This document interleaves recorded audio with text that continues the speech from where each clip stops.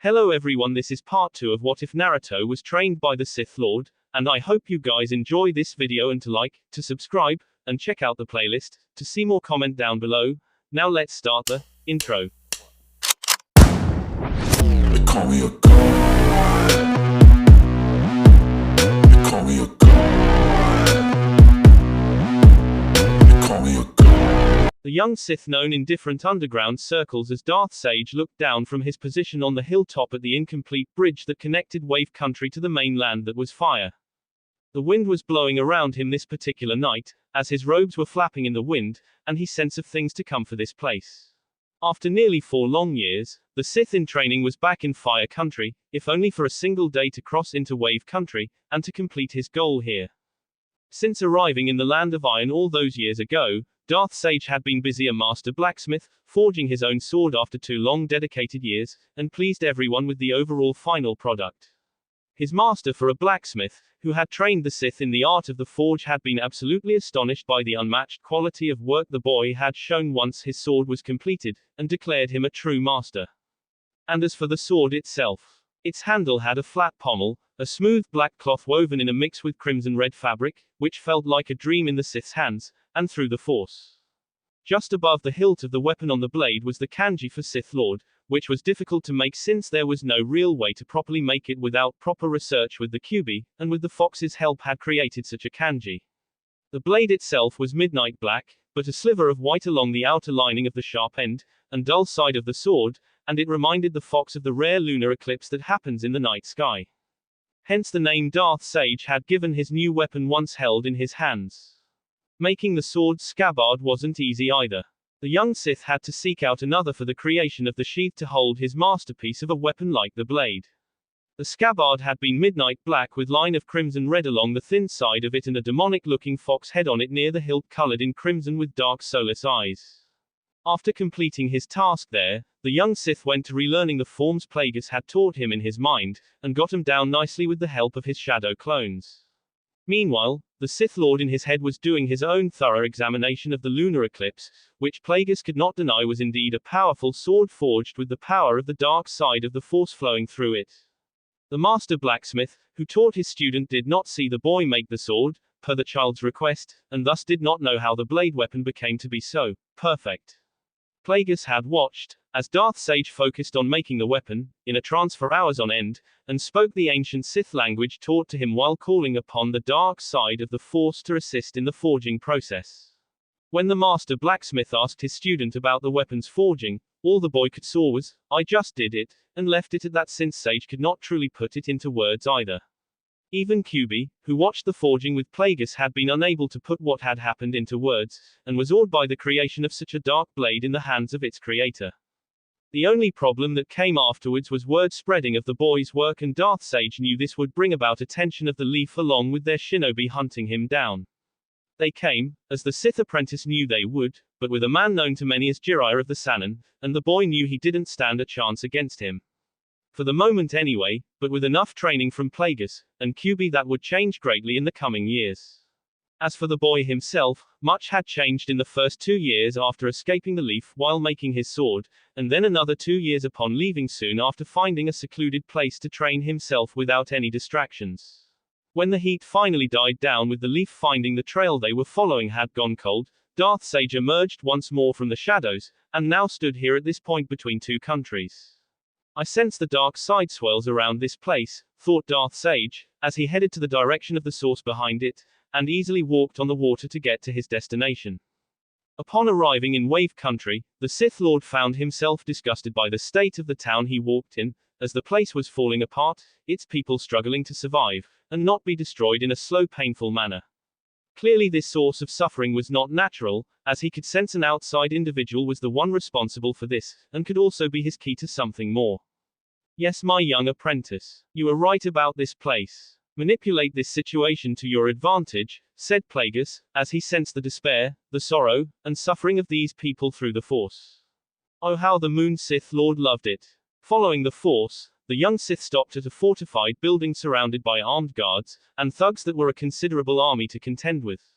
Still, Sage had no real interest in killing anyone, yet anyway, as he had another idea, and with better finesse too. Halt. What are you doing here, kid? Buzz off, said one of the guards. I'm here to see your boss. He's expecting me, said Sage, using the mind trick on the man, and saw guard's eyes glaze over. You are here to see my boss. He's expecting you. Follow me, said the guard before he motioned Sage to follow, and Sith apprentice followed. With a quick knock of the door, the guard opened it, and entered with Darth Sage right behind him, with a roughly short man with a cane looking at him. Apparently, the man was waiting for someone, but when no one else came behind the blonde-haired Sith, it was clear to the slightly portly man this was someone else, and decided to make that known. Who is this? This is not the man I asked for, you idiot. The shinobi I'm expecting has others with him, said the man, who saw his thug of a guard turn around to face Sage, sword halfway out of the sheath, and cut down seconds later completely in half. With a wave of his hand, the door behind Sage was shut, locked, and with a few hand signs made a sound barrier go up so no one would be alerted. The short man was at the moment cowering behind his desk and backed away from Darth Sage when the young Sith took a step forward. You are the boss of these thugs in this building, correct? Said Darth Sage, as he took a few more steps forward, and the man in front of him taking just as many back until he hit the bookcase behind the chair. I am. My name is Gato. I am head of Gato Industries and Shipping. What do you want with me? Said the scared man. What do I want with you? You misunderstand, I don't want anything from you. I want to make a deal with you, and one that is too good to ignore, said Darth Sage while leaning forward and grinning at the confused yet still terrified man. A deal. What kind of deal? Said Gato, hoping his business skills would be helpful in keeping the strange figure from slicing him in half. The kind where everyone wins. You know the kind, right? The one that's considered to be good for business, said Darth Sage before quickly grabbing Gato with his free hand and called upon the dark side of the Force. Stop. Let me go, said Gato, struggling and failing to break free from the boy's seemingly iron grip. That's not part of the deal, said Darth Sage, letting out a grin, as he began to take control of the corrupt businessman's weak mind, and turn him into his own puppet. 1 hour later, Momoki Zabuza, along with his tool of a student Haku, who was currently wearing her hunter nin uniform, were walking to Gato's office, and were both surprised to see there was another figure standing beside Gato's chair, with the businessman sitting in it looking like he was in complete control. However, Zabuza knew something was off, as the smell of blood from a recently killed man was in the air, and the robed figure seemed to have a strange feeling about him that made the former Seven Swordsman of the Mist along with his protege to feel uncomfortable. Hello Zabuza. You're late, said Gato, with the missing nin from Mist grunted. Last-minute problem with some shinobi. Had to wait a couple of days before the coast was clear, said Zabuza, seeing Gato sigh. I suppose such an excuse from a missing nin is acceptable this one time. Still, I don't want it to happen again. I am paying you a considerable amount for your services, not to mention lodgings, and a few other necessities needed to keep you happy, said Gato, as he saw Zabuza smirk behind his bandages, and then look over at the robed figure next to him. Who's he? My competition, said Zabuza while trying to get a read on the kid, and felt a bit annoyed that someone younger than Haku was going to be his competition for this job Gato had hired him for. Hardly. He's my business advisor and second in command when I'm not around. Also, unlike you, this kid's actually proved his worth, and does what's commanded from him, said Gato, with Zabuza narrowing his eyes at the boy with suspicion. I see. So he killed the guy in here before us then, huh? Said Zabuza, seeing Darth Sage nod slightly. He was bad for business, said Darth Sage with a grin behind his hood. Well, I'm not, and neither are my subordinates, said Zabuza, seeing the Sith apprentice lean down slightly and whisper something to Gato, with the businessman nodding slightly in agreement. My advisor here suggests I give you and your subordinates the benefit of the doubt in getting the job done, considering your past. Still, I'm a businessman that demands his employees do their jobs correctly on the first try, and I don't take kindly to slackers. It's bad for business, said Gato, seeing Zabuza scowl at him. As long as I get paid well, the job gets done, and no questions asked. Bad for business on my end too, said Zabuza, with Gato nodding. Good to hear, because I have your assignment for you. Right now, the Leaf Village is in possession of a bridge builder, who wants to complete the bridge connecting Wave to Fire Country, and legally I can't touch him. I've tried that route since it was cheaper than killing him in the beginning. But now, he's a thorn in my side, And I don't tolerate thorns unless they're sticking in someone else, said Gato, seeing Zabuza nod. So you want this guy to be removed by us through unofficial channels? What about the bridge? I saw it on the way here. Pretty impressive really, said Zabuza, knowing it took a lot of effort to make something like that. Oh. I'll finish the bridge with my own resources, and since it's almost completed I won't have to spend so much money. Not to mention I can regulate things on two fronts with my company monopolizing it and further making this country subservient to my rule, said Gato, seeing the man shrug. Fair enough. I'll have two of my subordinates take care of the problem in the leaf while Haku and I stay here should he somehow get around them, said Zabuza, seeing Gato nod at his plan. Good. See to it they leave at once. One of my spies in the leaf has informed me the old man is leaving in the next couple of days with a small shinobi escort. Deal with them and the bridge builder. Make sure your two cronies understand that I want no survivors to report this, said Gato, with Zabuza nodding, knowing witnesses brought down a lot of heat on missing Nin and the clients themselves that hired them. Understood. Just make sure that our money is ready when this job is over, said Zabuza before leaving, and Haku right behind him. I don't like him, Zabuza-sama. There is something off about Gato, said Haku, as she saw Zabuza look slightly to his right, and look her in the eyes. Gato is a businessman. It's his advisor we need to be cautious of. Keep an eye on him when he's around, said Zabuza, seeing Haku nod. With Darth Sage. The instant the door shut, the Sith apprentice cut his connection to the businessman, and Gato's head hit the desk with a thud. While Darth Sage walked over to the window in the room to stare out at the surroundings of this place.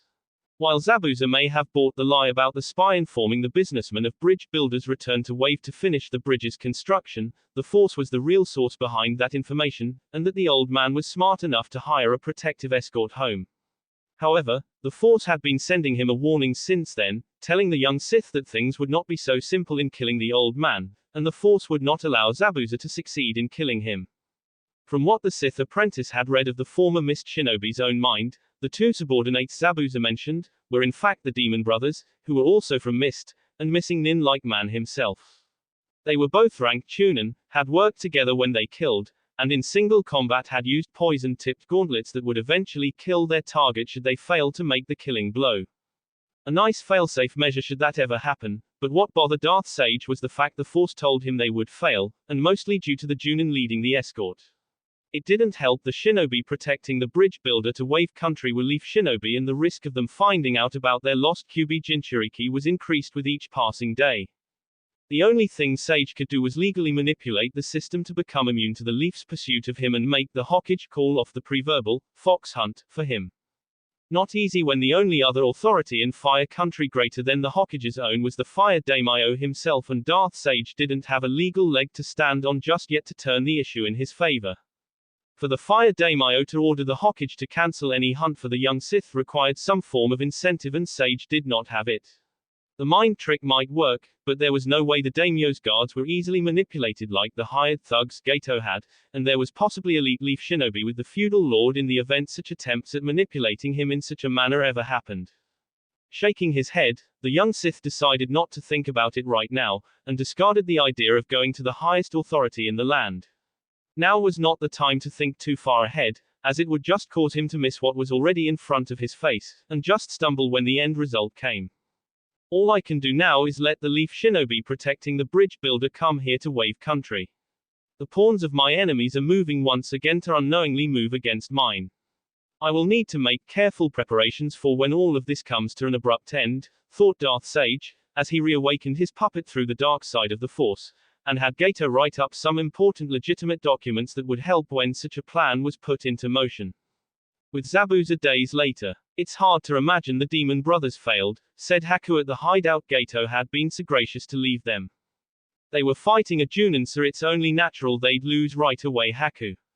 We need to succeed where they failed, said Zabuza, seeing Haku nod, knowing Gato was less than pleased with the old bridge builder's survival. Though Haku had suspected there was more to it than just the usual, it's bad for business, speech and wanting to take control of the bridge's completion. Gato's so-called advisor was making her nervous with each passing day, as she saw him in passing at least twice after the original meeting with the corrupt businessman, and Haku didn't like being nervous around him. Not only that, but she also heard whispered voices in her sleep, not from Zabuza himself, but of the robed figure, and yet when she looked around he wasn't anywhere to be found. Haku didn't share this with Zabuza because she didn't want him to be distracted from the task at hand and make unnecessary inquiries with Gato at the risk of being denied payment for their services. She also made sure the voice of this boy didn't go after Zabuza by asking her master if he slept well, playing it off as harmless questions centered around the bed provided, and if it hampered his sleeping in any way.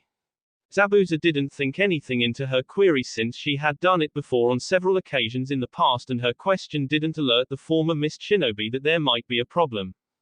We will have to strike shortly upon arriving here, said Haku, knowing Zabuza would be on the front lines and she would be hiding in the shadows to support him. Not a problem. The Junin can be taken care of with a single swing. We'll see who else is protecting the old man before I do that, said Zabuza, seeing Haku looking a bit nervous for a split second. Something tells me this will not end well, thought Haku, worried for what the future held for her and Zabuza. Sometime later. You were defeated. I paid good money for you, this bitch, and your cronies to do one simple job. Only to blow it, twice. Now the Leaf Shinobi are staying with the old fool and no doubt going to help protect him until the bridge is finished, said Gato, stomping his cane hard on the ground while Zabuza lay on the bed recovering from his injuries.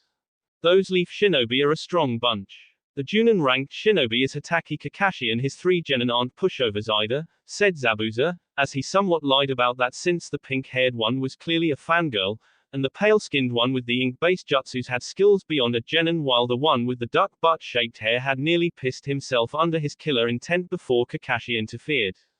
Nevertheless, I'm paying you a good sum of money to have the bridge builder killed, and given how you are failing at the task, I'm thinking about giving you only half of what you are asking for, said Gato with a smile that made Zabuza frown. Then I should just cut my losses and go if you're going to be that tight-fisted about such a minor setback, said Zabuza, seeing Gato frown. And how is you being incapacitated considered only a minor setback? Said Gato, as he wanted an explanation, and wanted a good one. Because Kakashi is too. Make no mistake, Gato, when the time comes, the old man will die, and you can have the spoils that come from our battle, said Zabuza, seeing Gato just look at him for a second and then nod in accepting that offer. Just get the job done on this upcoming 3rd and final attempt. There will not be a 4th one if you survive the fight with the Leaf Junin, said Gato before leaving with his 2 thugs for bodyguards. Damn stingy businessman. And they say the shinobi world is cutthroat, said Zabuza, knowing the business world had its own ruthless streak to it. It will take a whole week for you to recover, Zabuza-sama, said Haku at last, since he didn't want Gato to know the extent of her master's injuries. So will Kakashi. People like him with transplanted dojutsus use more chakra than those who use them naturally if they have them active for too long, said Zabuza, seeing Haku nod since he had experience fighting people with bloodlines. I could slip into the bridge builder's house and kill him, said Haku, while Zabuza just laughed at her suggestion. We both know that's not possible. I may have trained you in the shinobi arts, Haku, but you're far too soft to kill someone, and won't do that anytime soon, said Zabuza, with Haku smiling at him. It didn't hurt to ask, said Haku, but deep down a sense of dread filled her heart, and she knew their fates would be decided by the end of the week. With Darth Sage. So they are staying. How unfortunate, said Darth Sage to himself after hearing Gato report to him what was going on with the Leaf Shinobi. How do you wish to handle this, Darth Sage? If you reveal yourself to them, then the Junin will report to the Hokage, and every shinobi under his command will come after you, said Plagueis in an almost taunting manner, knowing his student would think faster because of it. I have a plan, my master, thought Darth Sage, as he knew his master was more amused than anything, and clearly suspected failure was a distinct possibility. I'm sure you do, and I want to see your said plan manifest itself, said Plagueis, as he wanted results from his student, and would be deeply disappointed if there weren't any real soon. Mentally nodding, Darth Sage left the now slumped businessman on the ground, and set out to see a certain bridge builder about making a deal. Incomplete bridge hours later, Tazuna sighed, as he wiped the sweat from his brow, and looked around at his workers trying their hardest to finish the bridge to free his people from Gato's rule. Easier said than done, however, when you've had 2 attempts on your life, had to deal with a barely competent protection detail, and scared workers leaving out of fear for the lives of their families. Being harmed by Gato's thugs or publicly executed like others had instilled a sense of fear in the people that prevented them from rising up against their oppressor. Could this day get any more worse for me? Said Tazuna, as he looked over at the pink-haired girl assigned to be his bodyguard, and saw her looking around like she didn't have any shinobi training. Tazuna didn't know if this was bait to lure the enemy to her or if she was just that green in terms of being a shinobi. The old man didn't want to know, and deep down, he was too damn afraid to ask the girl's Junin-sensei about it. However, before the man could even think about asking the temporarily disabled Junin for one of the other two, a mysterious power pulled him behind a large stack of crates. Tazuna, the bridge builder, I presume, said a voice from a hooded figure now having the old man's throat in his hand. Who are you? One of Gato's hired thugs sent here to silence me on my own bridge. Or are you an agent of that guy with the super huge sword? Said Tazuna, seeing the weapon at the boy's waist. You don't need to know. You don't want to know. Besides, if I wanted you dead, I could do it with a single thought, and no one would ever know how it happened outside of saying it was from drinking too much, said the figure while squeezing a little tighter for a second to further remind the man of his situation. Point taken. Now. Why are you here?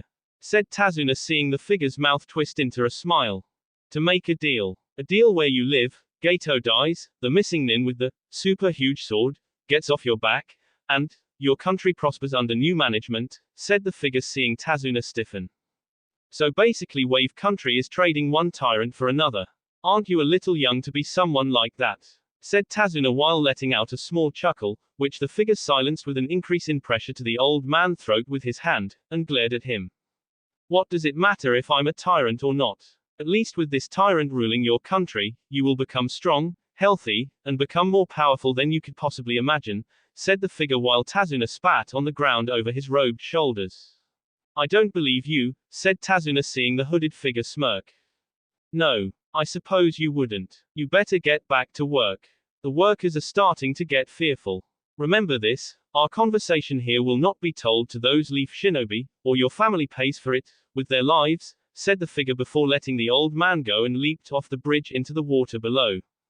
Tazuna, where are you? Said Sakura, as she saw the man behind a large pile of boxes, and starting to show signs of sweat on his forehead again. Over here. Sorry. Just a bit out of shape, said Tazuna while giving a weak laugh, and Sakura just huffed at him. Well, maybe if you stopped drinking so much, you wouldn't have that problem, and get this bridge done faster, said Sakura, scolding the older man, and Tazuna's sweat dropped at her hypocritical stance on things. For Kami's sake, the oink-haired girl asked the Uchiha kid out almost every 10 minutes on a date, and ignored the shinobi training the kid's Junin-sensei handed out while he recovered. I'll try to remember that, said Tazuna before looking over where the strange figure had jumped and knew it wouldn't be the end of him. Tazuna's house. Are you sure? Someone came to see you on the bridge, said Kakashi seriously while sitting at the table and saw the old bridge builder nod. But I didn't see or sense anyone, sensei, said Sakura while Sasuke scoffed at her and Sai seemed to be thoughtful about something. This guy was obviously skilled enough to get by you, said Sasuke, knowing he would have sensed something and shown the power of the Uchiha clan was all the client needed to protect him. But why not kill the old drunk? He clearly had the means and opportunity to do it, said Sai while Tazuna had a tick mark on his head. Because killing Tazuna would put whatever plans this person has at risk and make him a martyr for the people of Wave Country to rise up in rebellion, said Kakashi thoughtfully. But what about my family? He threatened to kill them if I told you, said Tazuna, seeing the Junin frown further. That does prove to be a potential problem. There is always a chance he'll know we were told about this. How this person could know, I'm not sure, but we can't take the risk, and even more when Zabuza comes back with his helper. So Sai will stay here to watch over the family in the event that happens. Sakura, Sasuke, and myself will go with Tazuna to the bridge on the final day when Zabuza is fully healed, said Kakashi, seeing everyone nod, though Sasuke clearly preferred Sai to watch his back than Sakura. At least then Sasuke had the skills of a shinobi to back him up. With Haku, she had been picking herbs for Zabuza today, as to help in his speedy recovery, and it was only when Haku got to her usual spot did she stop cold in her step. Before her in the distance was Gato's advisor, sitting in meditative position, and Haku sensed a dark energy swirling around him. At that moment, several possibilities went through her mind, as she calculated each end result of the outcome of the events on what to do, and decided to approach him with the one scenario that fit best for her. Silently Haku approached the robed figure, not a sound in her footsteps, as Zabuza had so expertly trained into her, and a pair of senbon needles ready to disable Gato's second-in-command. Once down, Haku planned to do her own examination of this figure, see if he was as valuable to Gato like the businessman claimed, and maybe use her own means to extract information out of the Gato's right hand if necessary. Don't move, said the robed figure, which made Haku's eyes widen, and her entire body freeze in place. So you are a shinobi like I suspected, said Haku with the figure scoffing. Please, do not insult me. I am no more a shinobi than you are. We both have our own skills, but not the rank that comes to a shinobi, and thus allow us to keep ourselves in the shadows to stay anonymous. Am I wrong? Said Darth Sage, as he rose to his feet, and Haku found herself trying to move her body. Only she couldn't. I can't move, said Haku, as she found her hands open in palm form, the two senbon needles falling to the ground, and the young Sith now right in her face. Because I won't let you, said Darth Sage staring the scared girl right in the eyes. And what are you going to do to me? Said Haku, as she saw him smirk, and turn away from her. You. Nothing. I gain nothing of value from hurting you. Zabuza on the other hand, said Darth Sage turning his head to see her eyes widen and yet become surprisingly angry at him. You will not touch Zabuza-sama. I'll kill you before that happens. Said Haku trying to break free from this invisible power that held her in place. I see. You cherish Zabuza. He is your greatest strength and losing him is your greatest fear. You crave the need to protect him since he is the only one that remotely cared about your well-being, said Darth Sage, as he remembered Plagueis' words in his teachings, and used them against Haku. Do what you want to me, but leave Zabuza-sama alone, said Haku, as she saw him give her a more calculating gaze, and began to circle her while in thought. Your offer intrigues me. Very well. I'll make you a deal. The battle between Zabuza and Hatake Kakashi is fast approaching. If I have no direct hand in his death and save you from your own, you must pledge the same unbending loyalty you gave Zabuza, to me. Said Darth Sage seeing Haku's eyes widen in disbelief. And if I refuse? Said Haku seeing Darth Sage smile at her. Then you will be temporarily removed from play and your precious Zabuza will fall at my hands. Given his current condition, it's more than likely he will die without much of a fight, and that would be the greatest insult I could deliver to one of the 7 swordsmen of the mist, said Darth Sage seeing Haku's eyes become fearful for her master. I accept. I also have your word that should Zabuza survive and we wish to leave you will not stop us. Said Haku seeing the young Sith smile. Of course. You will have more than earned that right, said Darth Sage, as he saw her nod, and ended his hold on the girl before walking away. What is your name? Said Haku seeing him stop and turned slightly to look back at her. My name is Darth Sage, said the Sith apprentice and walked away. Darth Sage. A dangerous foe to be sure. I must inform Zabuza-sama of this, said Haku, as she quickly moved to gather her herbs, and then returned quickly to her master. You took a gamble in telling her that my apprentice, said Plagueis seeing his student nod mentally while watching her from a greater distance and keeping himself concealed through the force. I need someone skilled to assist me in my future endeavors, my master.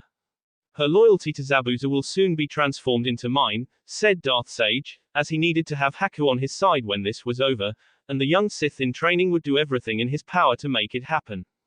Does this have something to do with your plans for Gato's company once this whole incident with the bridge is over?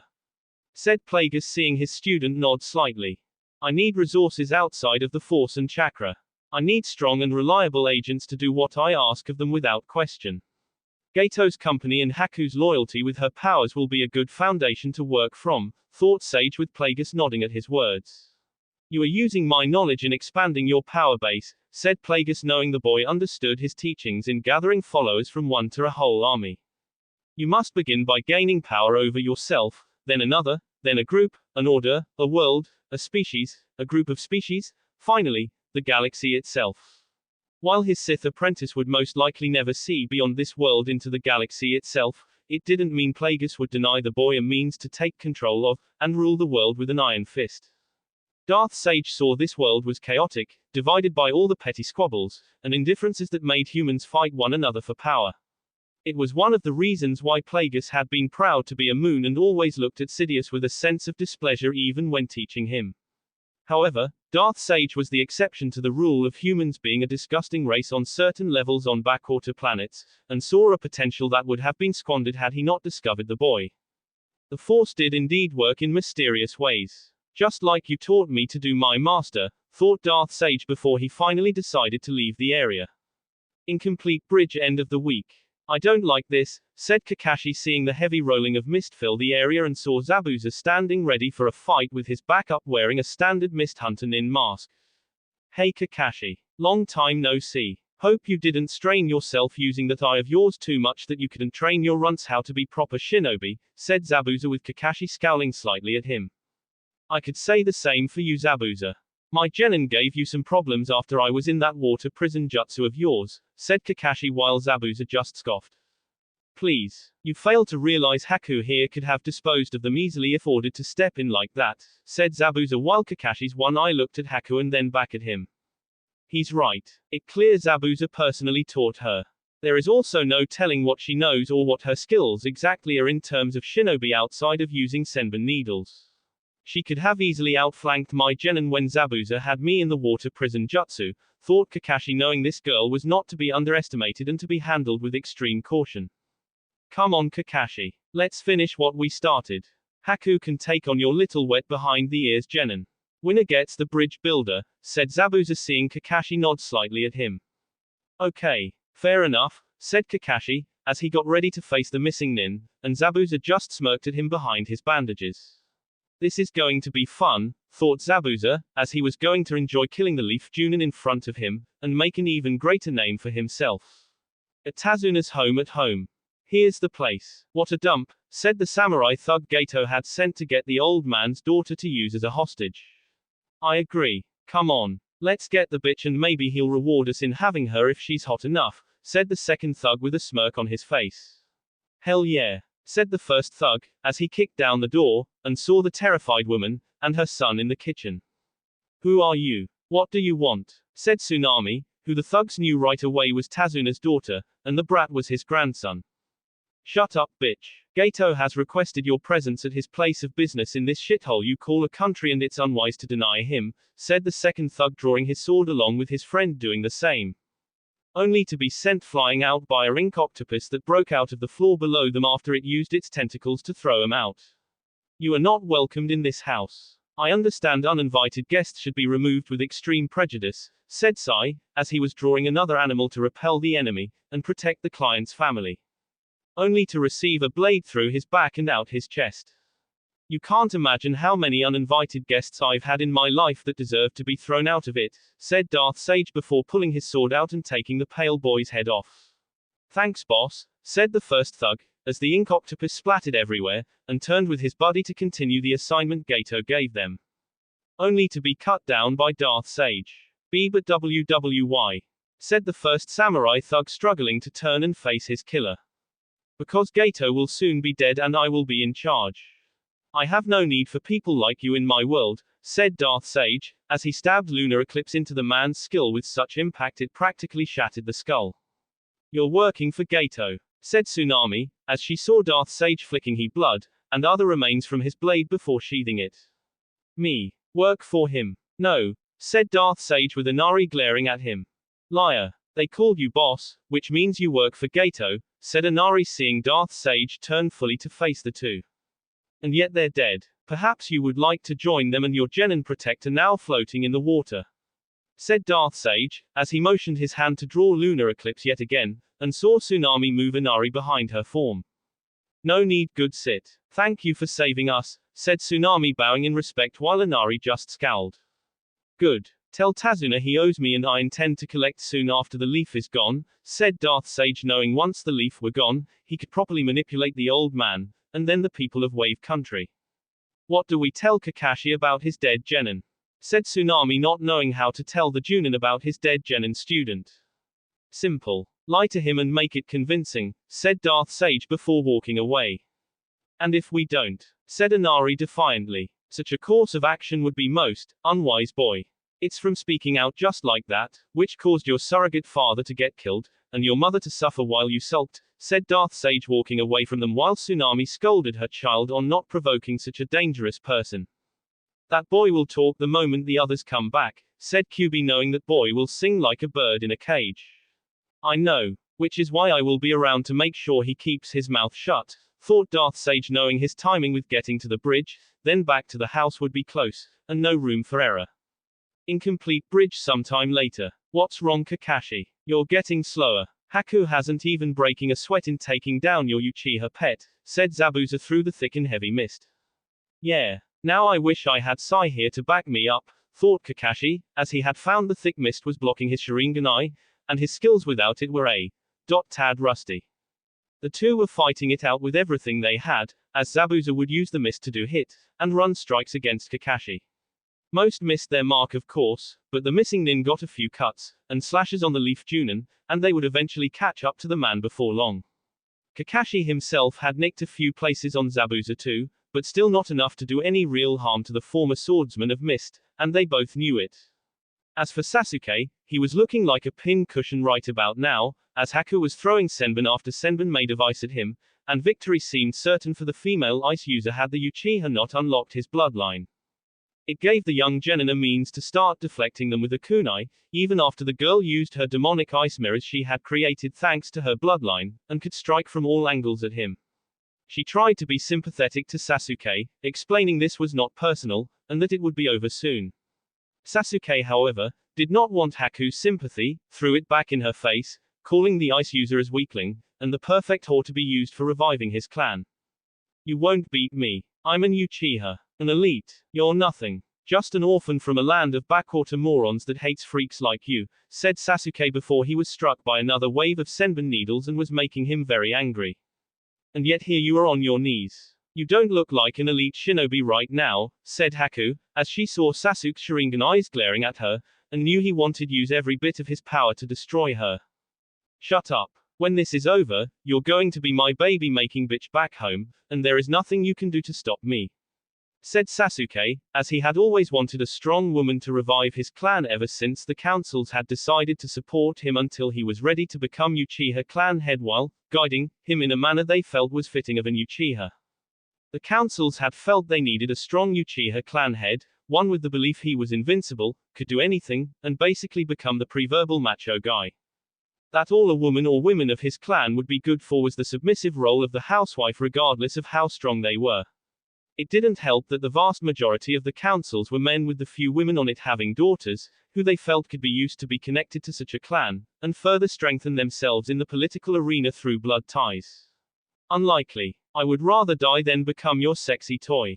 I would do everything in my power to make sure no children of your blood came from me, said Haku, as she struck him again, and again with Senbon needles with a sharp elbow to the Uchiha's nose at one point during a moment of intense agonizing pain for him that caused the boy's eyes to close. You broke my nose, said Sasuke, as he held it, and had to quickly resetting it. So, you expect me to go easy on you because you're an Uchiha?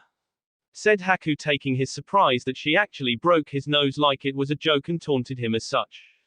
Her intention to taunt him further, however, ended when the sound of chirping birds was heard through the mist, and Haku turned her head to see Zabuza being held by group of dog summons. Kakashi meanwhile had his right fist filled with lightning and prepared to strike the pinned missing nin through the heart. Abandoning her enemy for Zabuza's, Haku moved quickly, a plan already forming in her mind, and moved to intercept the attack meant to end her master's life. So this is my end. Dying at the hands of Hatake Kakashi. I guess it's better than facing an execution at the hands of the Mizukage, I suppose, thought Zabuza, seeing Kakashi ready with the lightning jutsu and bracing for the brief charge forward. Goodbye, Zabuza. I told you before, Zabuza, I had foreseen your death, and this is further proof I have. Chidori, said Kakashi before charging forward, intent on slaying the man with one strike. Or rather, he would have if not for Haku freeing Zabuza from the dog summons and taken the Chidori right to the chest. Zabuza, said Haku, as she held onto Kakashi with the last of her strength, and Zabuza grinned behind his bandages.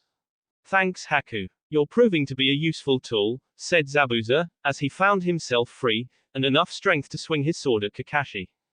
Kakashi himself rolled out of the way with Haku still attached and had thrown her off of him so she wouldn't be a distraction to him any longer. However, Before the fight could even continue, the mist cleared around them, and everyone was surprised to see Gato standing on the far side where the bridge was incomplete, and with a small army of fully fresh samurai thugs ready to destroy the exhausted or wounded shinobi in front of them. Well, Zabuza, I see you've gotten yourself into quite the fix here with these leaf shinobi, and I also see the little ice bitch over there currently doesn't have your back right now. To be honest, Zabuza, I never wanted to pay you anything, and never planned to in the first place. Shinobi are so high priced these days, whether from a village or missing nin.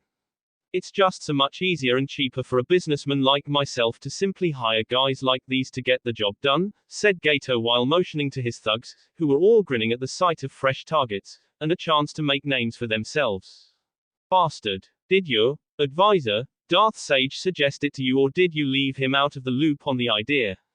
Said Zabuza with Kakashi narrowing his eyes at Gato, since the man wasn't known to have any such advisor with him, and the name of this advisor made the hairs on the back of his head stand on end.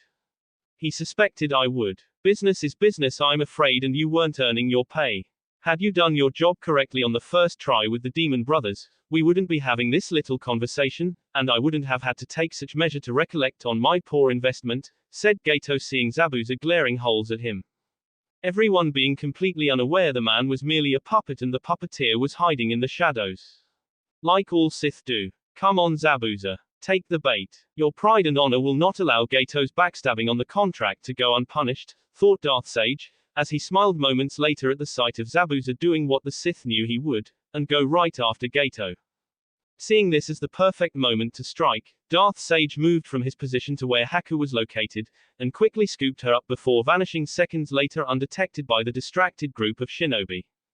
It wouldn't take a genius to realize someone had come for Haku, as her injury was not something a normal person could walk away from, and even the girl's bloodline limit did not possess the power to sustain her life.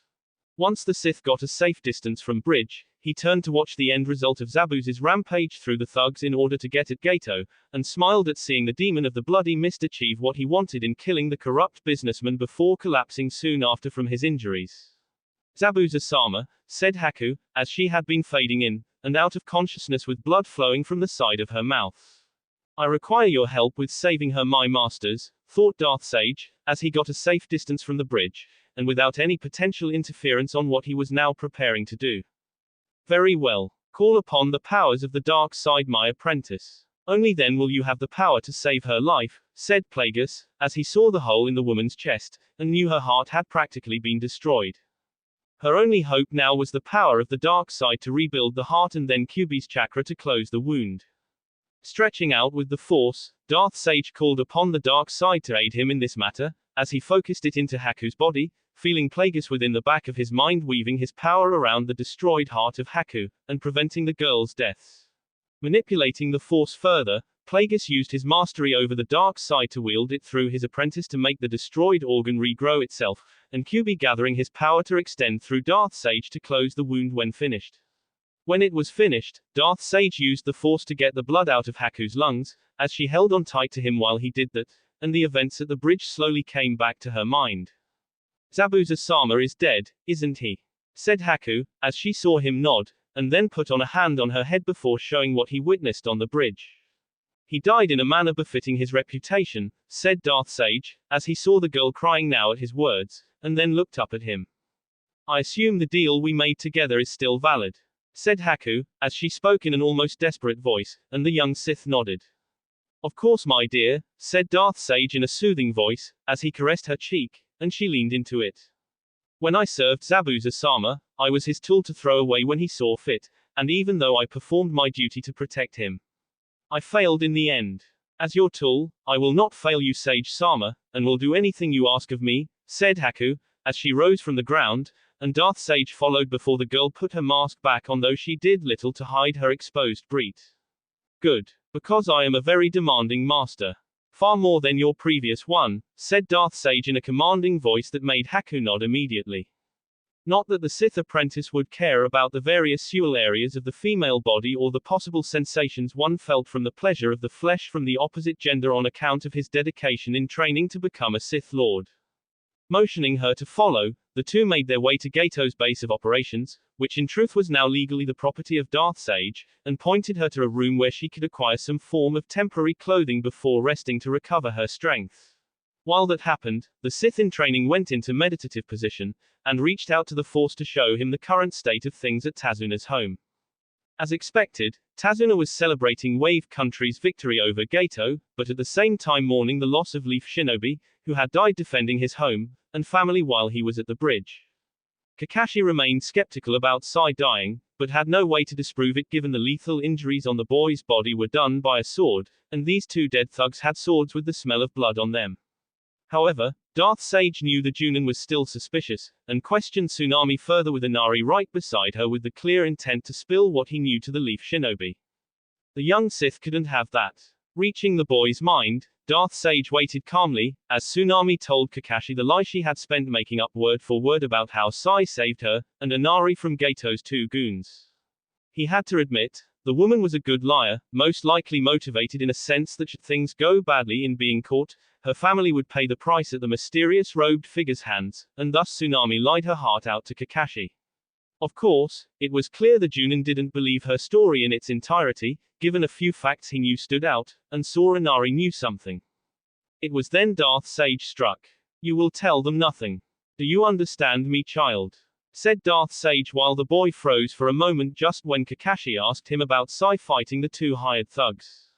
"What? I know that voice. It's you. You were the kid from earlier, who killed that Genin, and Gato's thugs," thought Inari while trying to figure out why he couldn't speak out loud.